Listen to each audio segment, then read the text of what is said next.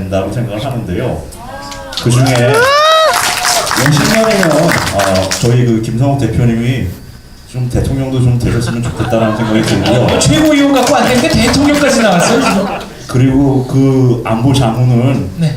뒤에서 우리 이충근 박사님께서 해주시면 될 것 같고, 문화부 장관은 뭐 여기 계신 선배님이 하시면 되고, 또 사회부 하여튼 여성부 장관이 그때까지 있을지 모르겠지만 그 선배님께서 하시면 되지 않을까 싶습니다. 여성도 없애야 된다고 생각하는 사람이잖아요.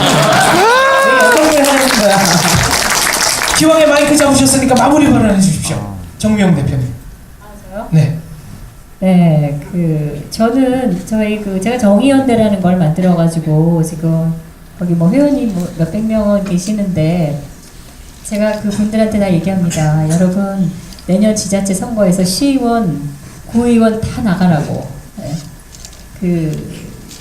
이 정책을 하고, 그러니까 제가 한 가지 말씀드리면, 지난 2010년도에 5월 달에 노무현이 자살을 하고, 6월 달에 지방선거를 하면서 열린우리당 당시 노사모들이 공천을 받아가지고 지자체를 80%를 가져갔어요. 이게 결정적으로 종북 세력들이 경제적으로 여유를 갖는데 큰 힘을 줬고 돈을 벌게 됐다. 저 이렇게 생각합니다.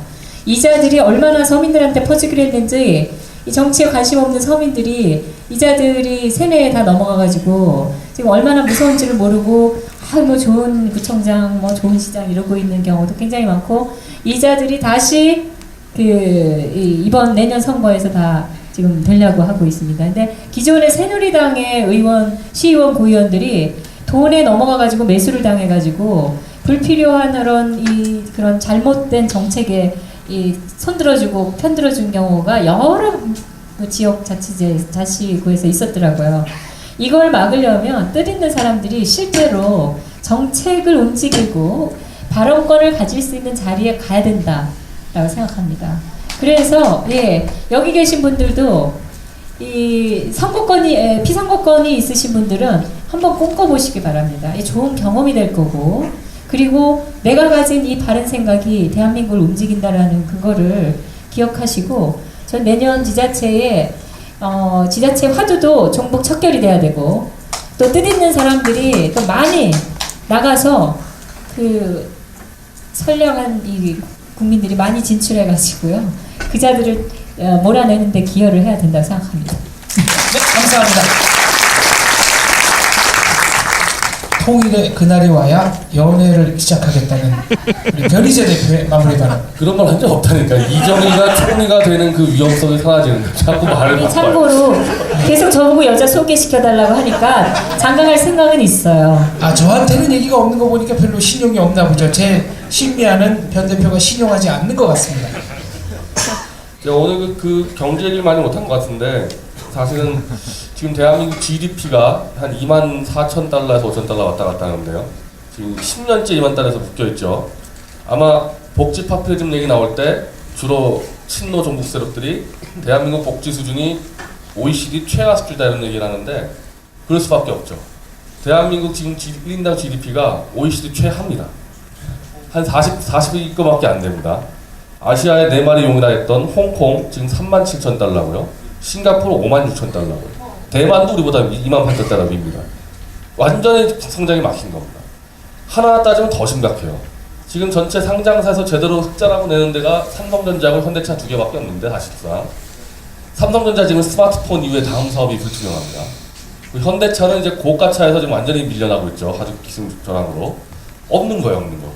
25,000달러 여기서 이제 성장률 2%, 1%, 3%, 내년에 3.8% 얘기하는데 그것도 모르죠. 그러면은 이 상태에서는 도저히 20대, 이제 10대 도저히 일자리 못 만들어낸다. 이렇게 해가지고 만들어낼 수가 없는 거예요. 그래서 통계적으로 청년 실업률이 계속 올라가고, 30대에서 20대의 이른바 니트족이라는 사람들, 취업도 안 하고 구직도 안 하고 학업도 안 하는 그냥 댓글 쓰는 180만 명이라는 건데, 댓글 쓰는 사람. 그게 1배일 수도 있겠고 아무나 수도 있겠죠. 어쨌든 지금 그런 상태로 완전히 이제 국가가 한마디로 쇠락하고 있는 거죠. 쇠락하고 고려 말기나 조선시대 말기 수준으로 하는 거예요. 이거를 돌파할 수 있는 유일한 성장 동력은 북한. 저거 그냥 팍 해가지고 쳐들어가서 M&A를 하든지 우리가 조치하든지 그렇게 하지 않고서는 대한민국 경제 성장 동력을 만들어낼 방법이 없습니다. 지금 상태에서는. 그래서 오늘 제가 여기 오기 전에 매일경제하고 현대경제원하고 한국경제연구소와서 공동으로 펴낸 대동강의 길이 관한 책을 좀 보고 왔는데 그게 안보나 그 관점은 아니고 정확하게 북한의 어떤 경제적 가치를 가지고 있고 우리가 도대체 어떤 식으로든 만들어내면은 북한이 연 경제 성장률 20% 성장하고 남한은 13% 성장하고 향후 30년 동안에 그런 식의 경제 대국이 가는 과정을 이제 모사한 책입니다. 근데 그 책은 꼭 한번 읽어보시면 좋겠는데 서문에 이 표현이 나와요. 이제 가상현실인데 2030년에 북한의 대학생이 한국 대학으로 교환학생 와서 한국에 있는 대학생들과 북한 대학생들이 부산에서부터 열차를 타고 북한, 러시아 거쳐서 유럽으로 가는 6박 7일 여행을 가면서 사업 구상하는 얘기가 나옵니다. 제가 이 꿈꾸는 대한민국 청년상 정말 남한, 북한 넘어서서 중국, 몽골, 유럽에까지 경제 영토를 확장해 나가서 자기 사업을 하고 창업을 하고 정말 광개토 대왕의 그 영토를 경제 영토를 회복하는 우리나라 청년들이 이제 그렇게 갈 수 있는 꿈이 단지 꿈이 아니라 저는 현실에 와 있다고 봅니다. 그 꿈을 가로막고 짓밟기 위해서 중국 세력들이 온몸을 던져가지고 지금 이걸 방해하고 있는 거거든요. 근데 그것도 저는 거의 한계가 왔다고 봐서 충분히 이제 그런 사회가 대한민국이 거의 세계 경제 대국 그 강대국으로 갈 수 있는 길이 열리고 있다고 봅니다. 자, 이춘곤 박사님께는 제가 사실은 질문을 하나 꼭 드리고 싶었는데 못 드린 게 있습니다.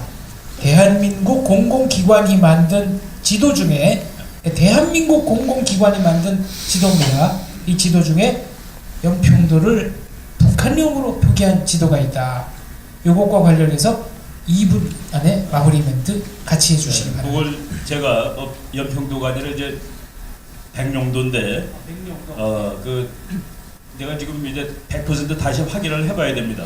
아직 이 고발이라고 그러면 좀 이상하고 이제 이 문제를 제기하려고 그러고 있는 중인데 평화통일자문위원회 제가 자문위원입니다. 상임위원인데 그 집이 마포구라서 이제 마포구 가서 이렇게 봤는데 어느 교수가 나와서 이제 통일을 해야 된다라고 얘기를 했는데 그 뒤에 이제 북한 지도를 그려놓고 북한 지도를 북한 깃발로 이렇게 여러분 그런 거 봤잖아요. 미국 땅 모양에다 미국 깃발 놓고 이런 식으로 놓는데 그 맨 밑에는 큰 섬이 하나 그 색깔이 칠해져 있는 거예요. 파란 색깔이. 그게 아무리 봐도 백령도입니다. 그래서 야 이거를 백령도를 북한 아무리 그 생각 없이 만들었다는 이건 안 된다 해가지고 그 의문을 지금 제기하려고 준비를 하고 있는 중입니다. 우리 변탱크께서 이제 곧 장가를 갈 수 있다는 저는 희망을 가지고 있습니다. 그러니까 이제 학자니까 자꾸 문자를 쓰는데 그 하버드 대학의 혁명론 교수 한 사람이 이 세상에 아무리 개같은 정권이라도 군부의 지지를 받는 한 무너지지 않는다라는 아주 기분 나쁜 진리를 써놓은 곳이 있었습니다. 바로 그 책을 제일 확실하게 이해를 하고 이것대로 해야 되겠다는 것이 북한 정권입니다. 북한 정권이 국민들 다 굶어 죽어도 나는 니네들이 지지하면 살 수 있어. 그래갖고 오로지 강성대국에다가 군인들이 좋아하는 일만 골라 해주는 것이죠. 그런데 그래서 북한은 다른 거가 깨져서는 나라가 안 망할 것 같아요. 국민들이 아무리 거지가 돼도 버티고 삽니다. 15%가 굶어 죽었는데도 버티고 있는 나라가 지구상에 어디 있습니까? 그런데 김정일이가 죽으면서 재밌는 일이 벌어지는데 김정일이가 죽은 다음에 그 운구차에 이쪽에 맨 앞에 섰던 것은 그 민간인 복장을 한 그 김정은입니다. 그리고 이쪽에 맨 앞에 섰던 사람이 그 우리나라로 치면 대장보다 한 계급 높은 차수라는 계급이 있습니다. 리용호라는 사람인데 그 사람이 김정일이가 살아있을 때 김정일이가 제일 총애하던 장군입니다. 그냥 우리가 정치적 상성화를 쓴다면은 김 장군 내 아들이 너무나 어린데 내가 죽은 다음에 그놈 뒤를 당신이 봐줘야 되지 않겠소? 라고 아마 얘기했을 겁니다. 그런데 그 리용호 차수라는 사람을 김정은이가 날렸습니다. 우리나라 신문에는 이제 숙청되었다고 그러는데 북한 같은 강성대국 군사국가에서 차수가 숙청되지 않습니다. 죽거나 체포되지. 내일부터 집에서 손잡으십시오는 안 되는 거예요. 그런데 이 여러 가지 정보를 취하고 보면은 중국 정부에서는 리용호 차수 껐다가 없다 이런 식으로 나오고 있습니다. 일단 직책에서는 공직에서는 다 나갔습니다. 이것이 무엇을 의미하느냐? 북한 군부가 갈라지고 있다는 소리입니다. 저희들은 북한 군부가 갈라지고 있는 것을 북한 급변 사태 또는 북한 급변의 아주 괜찮은 기회로 보고 있는데, 바로 김정은이가 장군들 다 바꾸면서 바로 그 아버지가 총애를 받던 진짜 장군들, 이런 사람들이 불만이 무지하게 높아지고 있고, 요 최근에 그 북한 뉴스에 김정은이 집 앞에 북한 장갑차 100대가 와서 보초를 쓰고 있다라는 기사가 나왔습니다. 저기 청와대 가보세요. 장갑차 한 대라도 있는지. 백악관 앞에 보세요. 집차 한 대도 없습니다. 원래 센 대통령 앞에는 탱크가 없어야 되는 겁니다. 그런데 이게 장갑차가 100대 있다는 걸 보니까 김정은이가 무서워하는구나. 누구를? 북한 장군들을, 북한 국민들을. 그러니까 장군과 국민을 무서워하는 정권이 곧 무너질 가능성이 있다는 그런 얘기입니다. 그래서 저는 이런 그 구조를 봤을 때 북한이 저거 오래 가지 못하겠구나. 국민들도 이제 우리 그 소식을 다 알게 되고, 그래서 저것들이 지금 마지막 악을 쓰는 것 같아요. 그런 의미에서 우리가, 그렇지만은 불똥이 잘못 치면 안 되기 때문에 그 불똥이 잘 안 튀게 하는 것이 전부 다 그 국가 안보 태세를 갖추는 거고 한미동맹을 잘하는 거다 하는 그런 말씀을 드리는 겁니다. 그런 의미에서 우리가 요 어려운 시간을 잘 넘기면은 그냥 아주 간단한 계산을 하겠습니다. 대한민국이 지금 현재 남한하고 북한하고 합치면은 인구는 독일하고 같습니다. 땅 넓이는 영국하고 같아집니다. 군사력은 프랑스하고 같아집니다. 경제력 지금 남한이 100이고 북한이 3이라서 103인데 요 3은 10년 이내에 30, 50, 70, 100으로 막 늘어나는. 그래서 대한민국은 박정희 대통령 때 연평균 9%씩 경제 성장을 했는데 통일하면은 한 30년 동안 그걸 더 할 수 있습니다. 그럼 우리 국민소득 한 6, 7만 불 냈을 때 그때 가서 다시 뭐 2%, 3% 되면 그때 다 먹고 살 수 있습니다.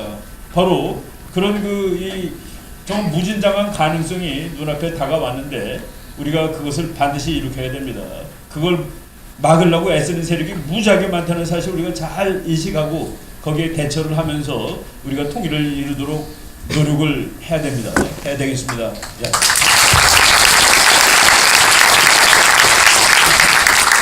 지금 한국에서 벌어지는 정치적인 상황은 보수 진보 좌파 우파 대립이 아니고요. 이 대한민국을 유지하느냐 마느냐, 대한민국 세력과 반대한민국 세력의 대립입니다. 이 대한민국 세력은 대한민국을 가치를 지키는 데서 끝날 것이 아니라 대한민국의 가치를 확산시키는 수동적이지 않고 능동적인 방향으로 나가야 되고요. 그리고 궁극적인 조합에는 북한을 해방하고 자유통일하는 것에 둬야 됩니다.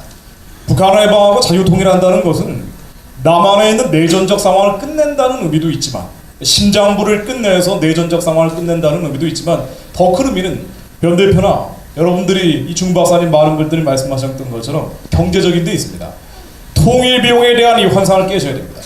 통일 비용이라는 것은 한국의 햇볕 정책 주장하는 사람들, 종북, 좌파, 좌익, 이 한마디로 분단 구조에서 기생하고 있는 사람들, 혹은 북한이 주도하는 통일하겠다는 사람들이 만들어낸 이론입니다.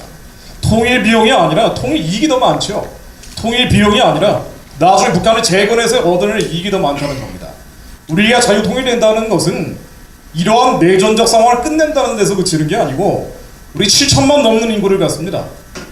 통일 비용이라는 환상은 완전히 버려버릴 필요가 있는 게, 북한에 있는 땅 다 김정은 땅이죠. 김정은 땅만 환수해도 모든 비용 커버됩니다. 우리가 비용이 아니라 더 많은 이익이 있고, 우리가 남한에서 갇혀 사는 게 아니고요. 여러분들이 이 시대에 왜 이 땅에서 살고 있는지, 2013년 더 좋은 나라, 저 핀란드 같은 나라가 아니라 왜 대한민국에서 살고 있는지, 여러분들이 좀 더 넓은 영토, 더 많은 인구, 7천만 넘는 인구가 유럽에서는 독일 말고 없어요. 독일만큼 강한 나라가 될 수 있다는 겁니다. 자, 그래서 여러분들이 버스 타고 이 주말에 토요일날 서울에 있을 이유가 없죠. 저 강남의 고속버스 터미널에서 하루면 블라디보스토크까지 갔다 옵니다. 러시아 하바롭스크까지 갔다 오고요. 기차 타면은 한 2박 3일이면은 스페인 마드리드까지 갔다 올 수 있습니다. 여러분들의 삶의 지경이, 환경 자체가, 권역 자체가 지금보다 훨씬 넓어지고, 이제 5년 후에 한국 자유연합이 하게 될 행사는 백두산에서 그리고 평양에서 하게 될 날이 반드시 올 걸 믿습니다. 감사합니다.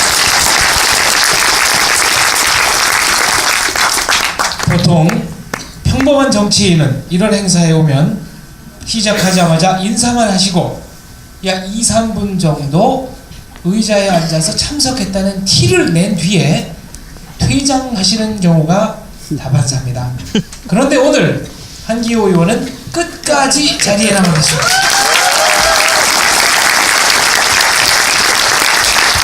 마무리 인사 한 말 청하고 싶다 싶은 분은 박수 한번 부탁드려요. 여기서 빈자리로 올라오셔서 마이크 여기 있는데 여기 앉아서 좀 해주시죠. 여기서 하겠습니다. 아니 왜냐면 끝나고 노래 부를 때 무대에서 박수도 치셔야 되는데. 지금 군에서는 이제 4세대 전쟁이라고 합니다. 4세대 전쟁은 전쟁의 시작이 없습니다. 현재가 전쟁 중입니다. 거기에는 수단에 있어서 사상전이 같이 들어가 있습니다. 그리고 미디어전이고 사이버전이고 테러전이고 이 모든 것이 복합된 것이 바로 그 4세대 전쟁입니다. 지금 현재 89년도 이 이론이 나오고 나서 지금 이것이 전 세계적으로 가고 있고 가장 그것을 효과적으로 쓰고 있는 것이 북한입니다. 우리가 지금 여기에서 전쟁을 하면서 두 가지가 필요합니다. 방패가 있어야 되고 창이 있어야 됩니다. 방패는 우리의 확실한 이념을 보존하고 정체성을 지킬 수 있는 우리의 무장이 첫 번째가 되고, 창은 바로 아까 우리 말씀하신 김 회장님, 김 대표님부터 많은 분들이 말씀하셨는데 적을 공격할 수 있는 능력을 갖추고 공격을 해야 됩니다. 전쟁에서 창과 방패 두 가지를 안 가지고 전쟁할 수 없습니다. 여러분들이 바로 이 창과 방패의 전사들이십니다. 저는 여러분들을 믿고 여러분들에게 힘이 될 수 있는 정치인이 되겠습니다. 감사합니다. 자, 이러한 사실 때문에 마무리를 반드시 노래로 해야 한다고 했습니다. 가사를 아는 분들은 같이 불러주셔도 좋고요. 프로그램